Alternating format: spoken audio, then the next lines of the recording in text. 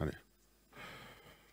Voilà, bonjour à tous. On va aujourd'hui vous présenter la soirée privée qu'on a organisée avec Elisabeth de Caligny, qui aura lieu, vous l'entendez juste à l'instant, Elisabeth de Caligny, qu'on va retrouver en soirée privée pour parler des secrets de bien-être d'Hildegarde de Bingen. Ce sera le 14 septembre prochain, donc c'est assez rapide.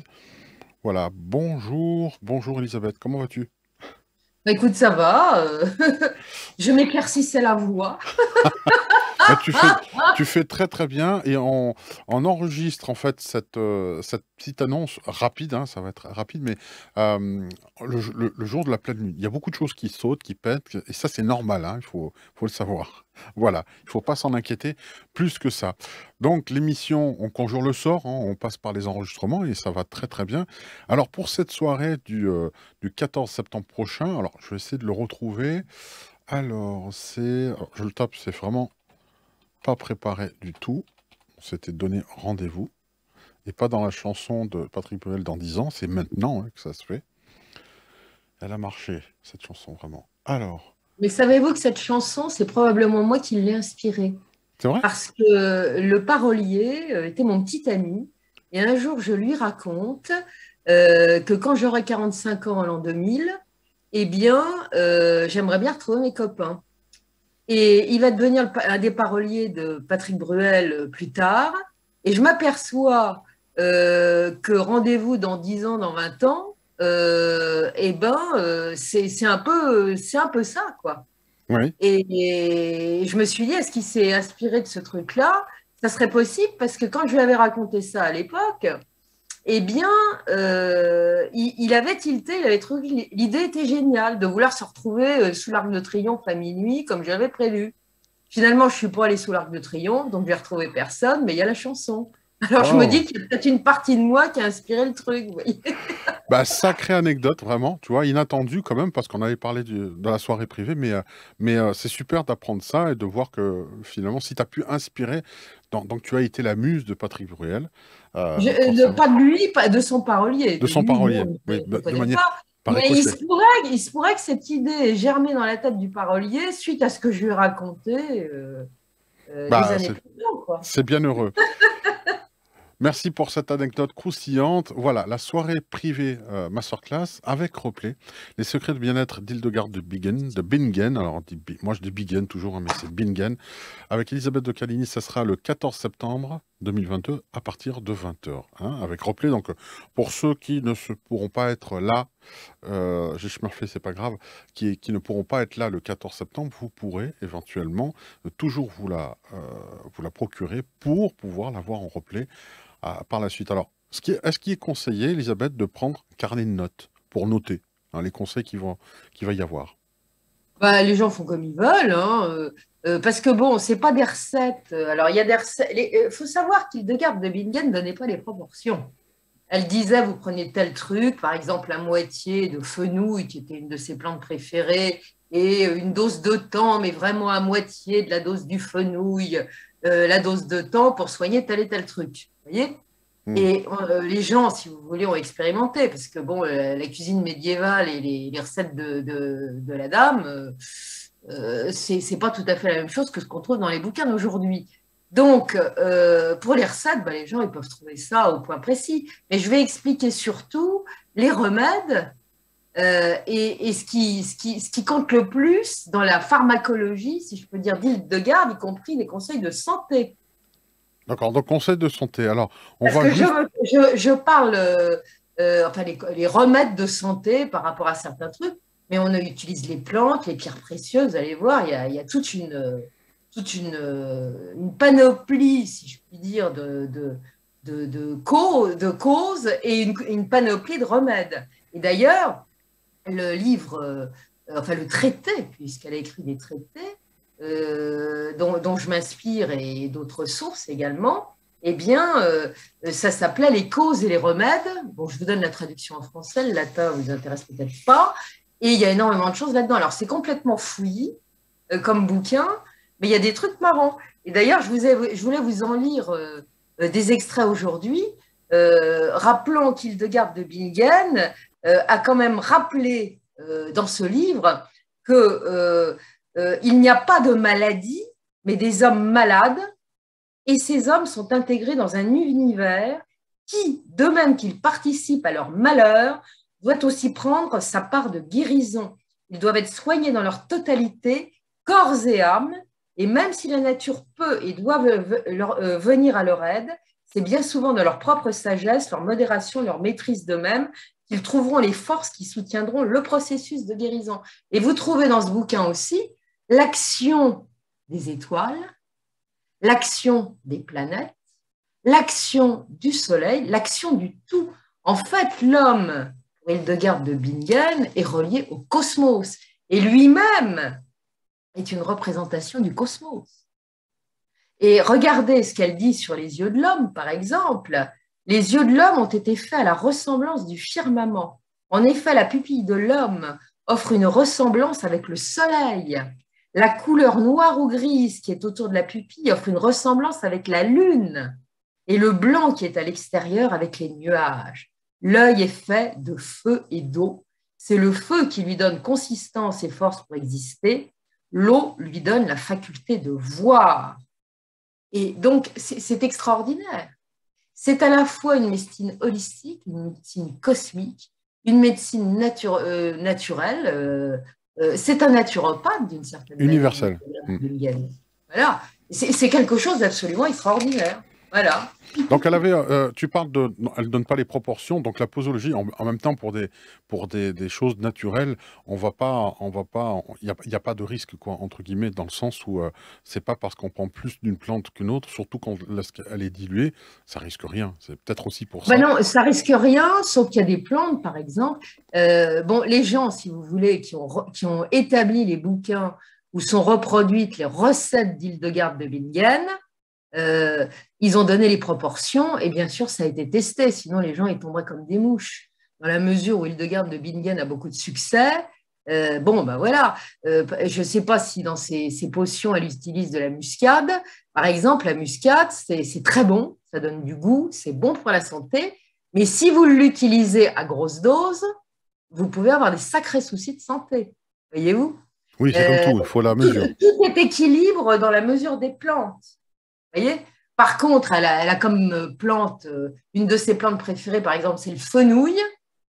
Eh bien, le fenouil, vous pouvez en manger autant que vous voulez, vous ne mourrez pas. C'est les épices auxquelles il faut faire plutôt attention. Ouais, les opiacés, hein, c'est ça il faut être Non, les épices. Ah, Je viens de vous parler de la muscade, qui est un épice qui donne du goût. Le curcuma, par exemple, c'est un épice qui lui donne du goût. Mais on sait, par exemple, que le curcuma, pour des gens qui ont des calculs biliaires, comme c'est mon cas, par exemple, ça peut être hyper dangereux à grosse dose. Parce que quand le foie va se purger, si le calcul il part dans le canal cholédoque, vous vous retrouvez à l'hôpital. Vous voyez? Donc, il faut faire attention. Les épices, c'est bon, ça donne du goût, ça peut soigner, mais tout est question d'équilibre.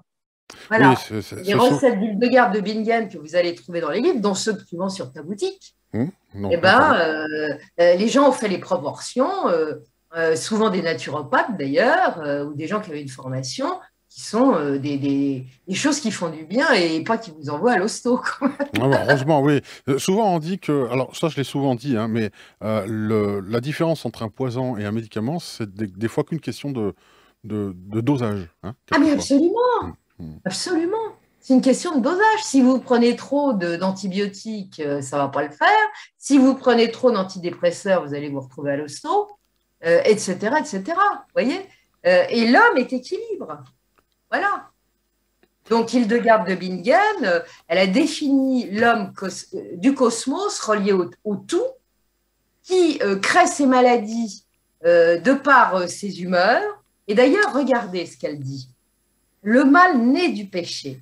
Si certains hommes souffrent de diverses maladies, cela vient du flegme qui surabonde en eux. Car si l'homme était resté dans le paradis, il n'aurait pas en son corps ces flegmes d'où naissent beaucoup de maux, mais sa chair serait intacte et sans souillure. Mais parce qu'il s'est allié avec le mal et a abandonné le bien, oui, on a le libre arbitre. Oui, donc si on fait le bien ou le mal, ça va d'un côté ou de l'autre.